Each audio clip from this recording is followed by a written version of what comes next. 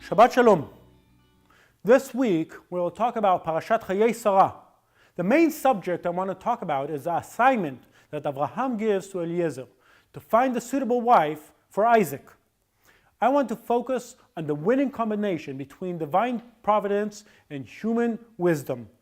As an introduction, I would like to emphasize that our world is very complicated. We are complicated people.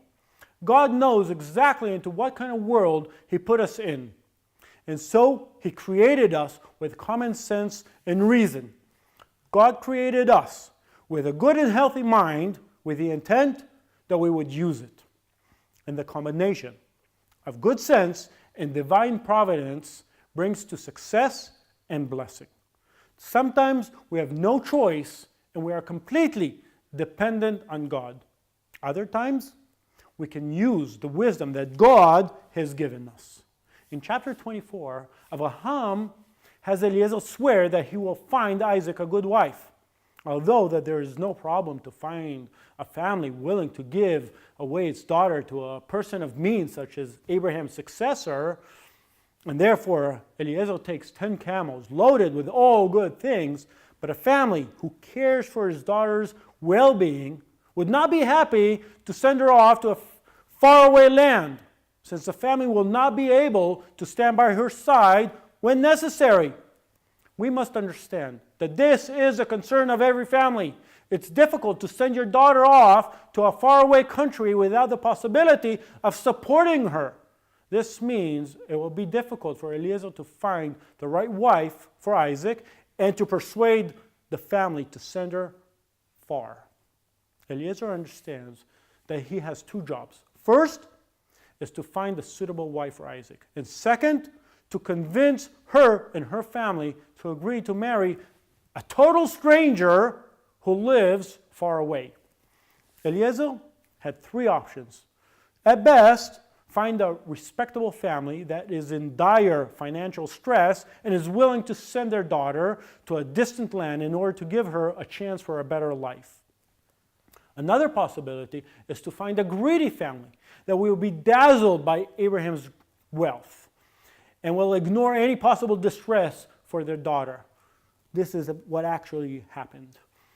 And the worst option would be to find a family that would be happy to get rid of their problematic daughter because her chances of getting married in her environment are slim. I'm sure that these questions bothered Eliezer, and at the end Eliezer decided that only God could find the right girl under these conditions. The problem is how to know what is God's choice when there is no explicit statement on the matter. To ensure that God's guidance is in play here, Eliezer comes up with an impossible test with no real chance of working. May it be that when I say to a young woman, please let down your jar and I may have a drink, and she says, drink, and I will water your camels too. Let her be the one you have chosen for your servant Isaac. By this I will know that you have shown kindness to my master. Genesis 24:14. Why would this be an impossible test? First, a good girl from a good family doesn't go to draw water. There are servants for that kind of work. Pumping and hauling water is hard work. A clay jar full of water on a girl's shoulder is perhaps a romantic painting. But in reality, it's a hard job. Second, a girl must approach a man, and before her, there's a strange man asking to drink water from her jar. A good girl would logically not talk with strangers. And she would not approach a man to let him drink from her jar. As Eliezer spoke, please give me a little water from your jar. The final demand of Eliezer, that the girl willingly offer to water 10 camels who had just finished a long journey, is absurd. No girl would offer or initiate such hard labor. Perhaps a man of great strength would offer this option in return for a decent wage, but not a girl. How much water can a camel drink after a journey? The answer may surprise you. A camel can drink up to 100 liters, 27 gallons, in 10 minutes. In other words, Eliezer is expecting this girl to volunteer and draw a ton of water for his 10 camels. After the test and the answer, Eliezer makes use of his intelligence. We can see that Eliezer is clever. He begins by giving gifts to the girl. Up until now, we call her girl, but we know that this is Rebecca. The man took out gold nose ring weighing a beka and 2 gold bracelets weighing 10 shekels. Before Eliezer introduces himself, he gives the girl jewelry in order to create a comfortable atmosphere for conversation. Eliezer figured that the girl would run home and tell her family what had happened. And indeed, it is written, the young woman ran and told her mother's household about these things. As Eliezer figured, Lavan sees the gold and invites Eliezer to the house. Eliezer is smart. He knows exactly what to say. First, Eliezer emphasizes that his master, Abraham, is rich. And he goes on to say, my master's wife, Sarah, had borne him a son in an old age, and he has given him everything he owns.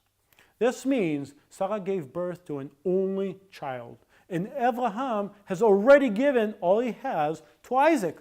After Eliezer ends the part including the great wealth of Isaac and his future wife, he turns and talks about his assignment and the test that he set. Eliezer points that they are the first option. He is under oath to go to their home. But if they're not interested, he's free from the oath.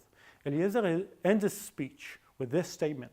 Now, if you will show kindness and faithfulness to my master, tell me. And if not, tell me, so I may know which way to turn. Eliezer's speech is clever. He presents great wealth alongside a clear threat.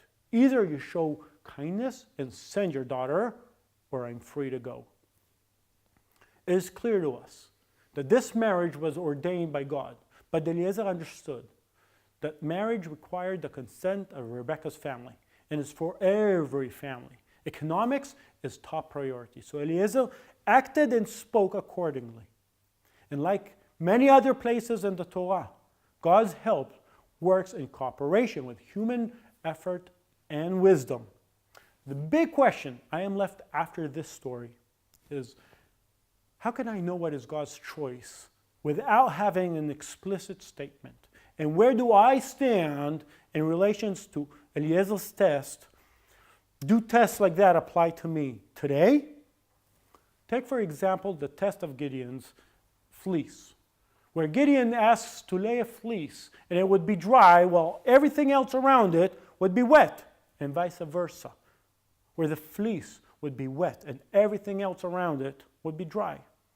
Today, the vast majority of the sages of Israel say you cannot rely on casting lots or similar signs and tests.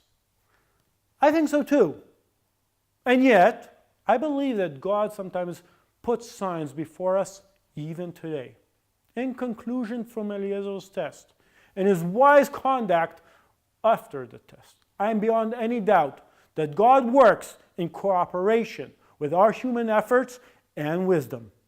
God created you with a good and healthy brain with the intent that you use it. Shabbat Shalom.